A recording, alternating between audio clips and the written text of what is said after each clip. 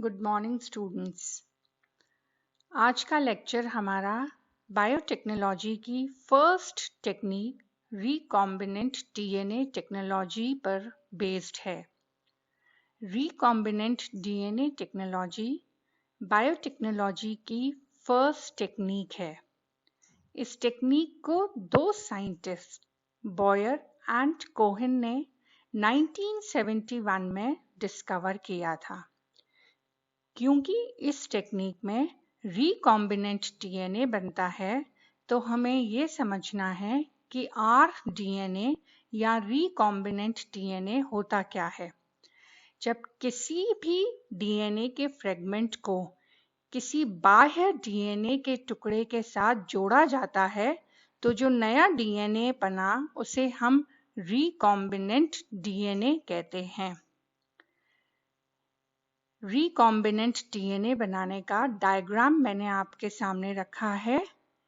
इसमें दो different DNA जो दो अलग अलग ऑर्गेनिज्म से हम लेते हैं, उन्हें जोड़ा जाता है। सबसे पहला विषय है, जब हम दो अलग अलग डीएनए ले रहे हैं तो हम इन्हें काटते कैसे हैं। काटने के लिए हमारे पास रिस्ट्रिक्शन एंजाइम्स होती हैं और जोड़ने के लिए हमारे पास तीन तरीके की एंजाइम्स होती हैं। डीएनए लाइगेज, T4 लाइगेज, ये दो एंजाइम्स हैं जो आपको पढ़नी है। और तीसरी एंजाइम होती है टर्मिनल डीऑक्सी न्यूक्लियोटाइडल ट्रांसफेरेज। आपकी बुक में डीएनए लाइगेज और T4 लाइगेज के विषय में लिखा हुआ है।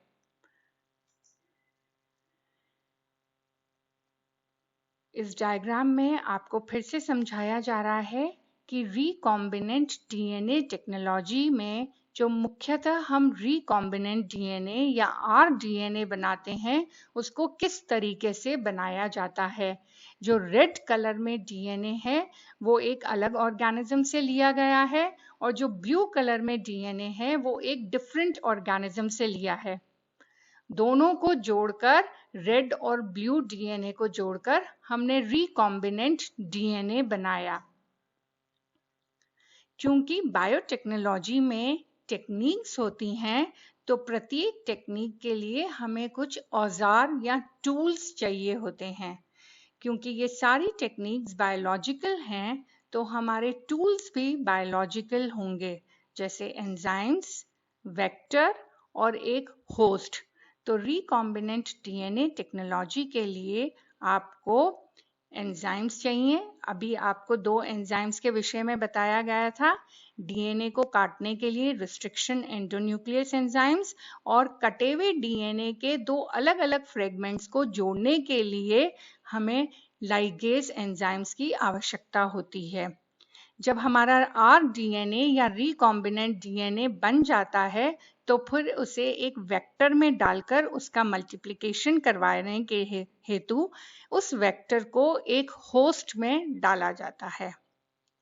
The process of recombinant technology involves following steps. recombinant DNA technology में मुख्यतः तीन चरण होते हैं।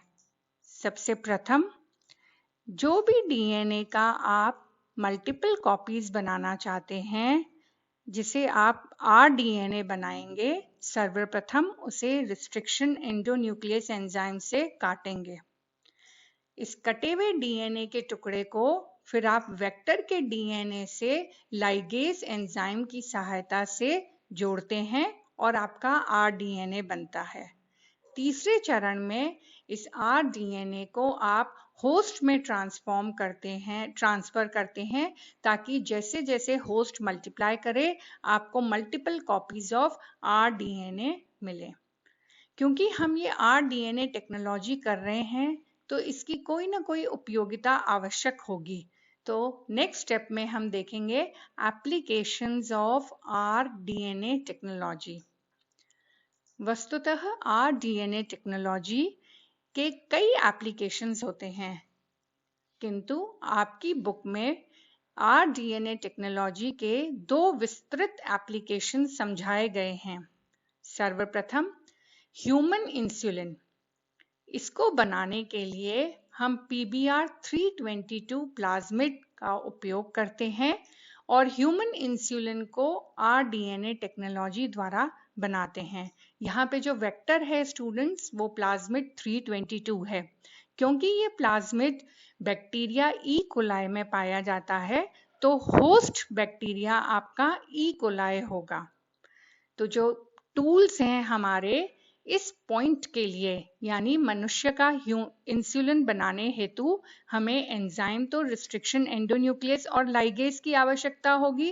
वेक्टर हमने PBr322 प्लाज्मिड लिया है और होस्ट हमने ई कोलाई बैक्टीरिया लिया है। Next, transfer of nif gene. Nif gene अर्थात नाइट्रोजन फिक्सिंग जीन को TI प्लाज्मिड में डालकर नॉन लेग्यूमिनस प्लांट्स में डाला जाता है, ताकि जो नॉन लेग्यूमिनस प्लांट्स हैं उनमें भी नाइट्रोजन फिक्सेशन हो सके और हम बाह्य केमिकल नाइट्रोजन फर्टिलाइजर्स का यूज कम से कम कर सकें। नाइट्रोजन फिक्सिंग जीन जो होता है वो केवल लेग्यूमिनस प्लांट्स में जो बैक्टीरिया पाए जाते हैं, राइजोबियम, उन्हीं में ही पाया जाता है। हमने इस नाइट्रोजन फिक्सिंग जीन को निकाला और उसे एक वेक्टर, यहाँ पे जो हमने वेक्टर लिया है स्टूडेंट्स, वो TI प्लाज्मिड लिया है। हमने ये वेक्टर इसलिए लिया है क्योंकि TI प्लाज्मिड जो है जिस होस्ट में पाया जाता है, जिस बैक्टीरिया में पाया जाता है, उसका नाम है एग्रोबैक्टीरियम ट्यूमिफेशियंस। एग्रोबैक्टीरियम ट्यूमिफेशियंस जीवाणु जो होता है वो डाइकोटिलेडन प्लांट्स में ट्यूमर कॉज करता है। क्योंकि अगर हमें ये निफ जीन प्लांट्स में डालना है, तो अब हम यहाँ पे ई कोलाई बैक्टीरिया और PBr322 प्लाज्मिड नहीं लेंगे। ई कोलाई बैक्टीरिया और PBr322 प्लाज्मिड जो होता है वो हम ह्यूमन इंसुलिन बनाने के लिए लेते हैं। अगर हमें प्लांट्स में निफ जीन डालना है तो उसके लिए हम TI प्लाज्मिड को वेक्टर के रूप में लेंगे और एग्रोबैक्टीरियम ट्यूमिफेशियंस नामक जीवाणु को होस्ट के रूप में लेंगे। इस टेक्निक की विस्तृत जानकारी नेक्स्ट स्टेप में आपको दी जा रही है। सबसे पहले हम देखेंगे कि टूल्स क्या होते हैं रिकॉम्बिनेंट DNA टेक्नोलॉजी के। जो सबसे इंपॉर्टेंट टूल है, पहला रिस्ट्रिक्शन एंडोन्यूक्लियस एंजाइम्स और दूसरा क्लोनिंग वेक्टर्स। अभी आपको रिस्ट्रिक्शन एंडोन्यूक्लियस एंजाइम्स के बारे में बताया गया था कि वो एक डबल स्टैंडर्ड DNA को स्पेसिफिक पॉइंट पे काटती हैं उसकी शुगर फॉस्फेट बैकबोन में। रिमेंबर स्टूडेंट्स, DNA में नाइट्रोजन बेसिस भी होते हैं, मगर जो रिस्ट्रिक्शन एंडोन्यूक्लियस एंजाइम है वो डबल स्टैंडर्ड DNA को काटती है उसकी शुगर फॉस्फेट बैकबोन में।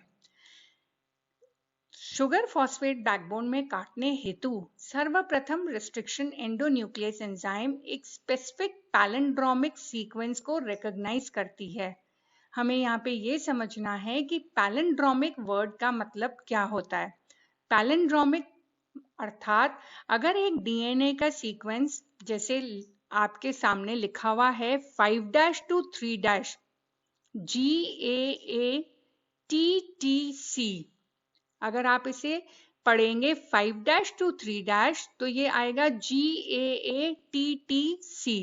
अब अगर दूसरे स्ट्रैंड में भी आप इसको 5' to 3' पढ़ेंगे तो वो GAATTC ही आएगा। ऐसे सीक्वेंस को हम पैलिंड्रोमिक सीक्वेंस कहते हैं।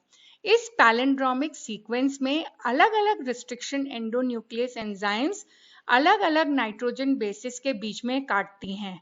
कोई रिस्ट्रिक्शन एंडोन्यूक्लियस एंजाइम AA के बीच में काटेगी, कोई GA के बीच में, कोई TT के बीच में। तो सर्वप्रथम एक पैलिंड्रोमिक सीक्वेंस आना चाहिए DNA में, उसके पश्चात स्पेसिफिक रिस्ट्रिक्शन एंडोन्यूक्लियस एंजाइम उस पैलिंड्रोमिक सीक्वेंस में स्पेसिफिक नाइट्रोजन बेस को रिकॉग्नाइज करके वहां पर उसको कट करती है।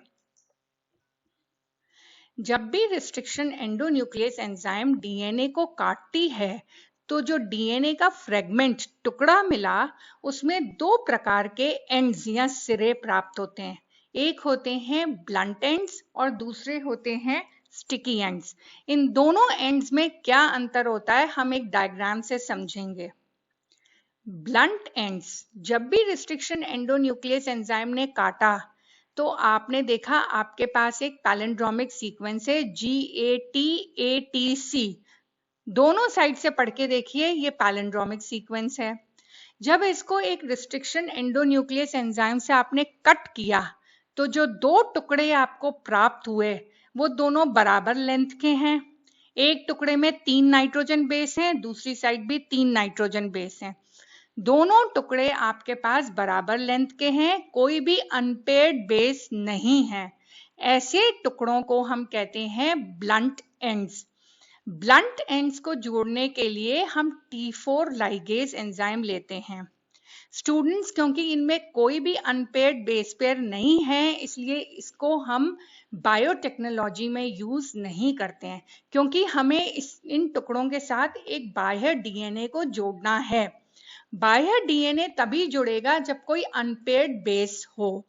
क्योंकि ब्लंट एंड्स में हमें कोई अनपेयर्ड बेस नहीं मिल रहा है तो हम स्टिकी एंड्स को लेकर रिकॉम्बिनेंट डीएनए टेक्नोलॉजी करते हैं। स्टिकी एंड्स के लिए आपने देखा एक और पैलिंड्रोमिक सीक्वेंस है। इसमें आपने रिस्ट्रिक्शन एंडोन्यूक्लियस एंजाइम जो ली है वो EcoR1 है। EcoR1 ने काटा GA के बीच में। पैलिंड्रोमिक सीक्वेंस में आप क्लियर कट देख सकते हैं कि वो GA के बीच में काट रही है। यहाँ पे एक पॉइंट आपको बहुत अच्छे से याद रखना है स्टूडेंट्स, कि जो डीएनए है और जो वेक्टर का डीएनए है, एक आप देख रहे हैं ग्रीन कलर में डीएनए है, एक येलो कलर में डीएनए, दोनों ही डीएनए को आप एक ही रिस्ट्रिक्शन एंडोन्यूक्लियस एंजाइम से काटेंगे, अलग अलग रिस्ट्रिक्शन एंडोन्यूक्लियस एंजाइम्स नहीं यूज करेंगे। जब आपने दोनों अलग अलग डीएनए को एक ही रिस्ट्रिक्शन एंडोन्यूक्लियस एंजाइम से काटा तो आपके पास अनपेयर्ड बेसेस आ गए। आप ध्यान से देखिए, एक तरफ G अनपेयर्ड है और दूसरी साइड भी G अनपेयर्ड है। आप ऐसे अनपेयर्ड बेसिस के साथ नए डीएनए फ्रेगमेंट को लाइगेट कर सकते हैं लाइगेज एंजाइम लेकर।